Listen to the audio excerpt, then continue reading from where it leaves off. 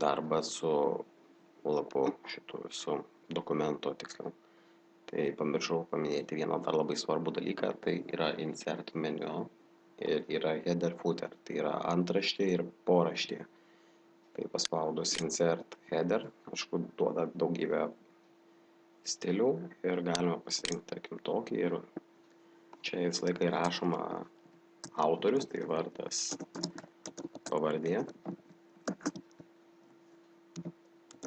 ir aišku, pilna nustatymų, kokius galima padaryti. Tai čia kiek nuo viršaus, kiek nuo apačios. Žodžiu, galima keisti šitus nustatymus, tada baigus juos redaguoti, galima spausti close. Ir tada, aišku, reikia įdėti ir apačią insert footer, irgi parenkamas stilius, tarkim. Galima ne tokį, o tokį pasiimam tokį stilių ir čia, tarkim, įrašoma data, po to datą galima įrašyti pasinaudojus šitą meniu, yra įdėjimus datos, tarkim, su pačiu laiku arba tiesiog data ir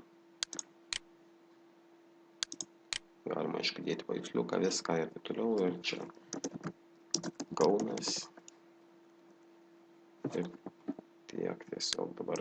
Dar vienas dalykas, tai įdėjus headerį, footerį galima įdėti ir lapų numeravimą, tarkim, irgi einama į insert dalį ir page number vadinasi. Tai nurodoma tam tikra vieta. Tarkim, tinklapio apačioje ar viršuje, galima viršuje paspaudus kiekvieno tinklapio viršuje įdedama tiesiog ne tinklapio puslapio numeris. Ir taip numeriuojami šitie lapai.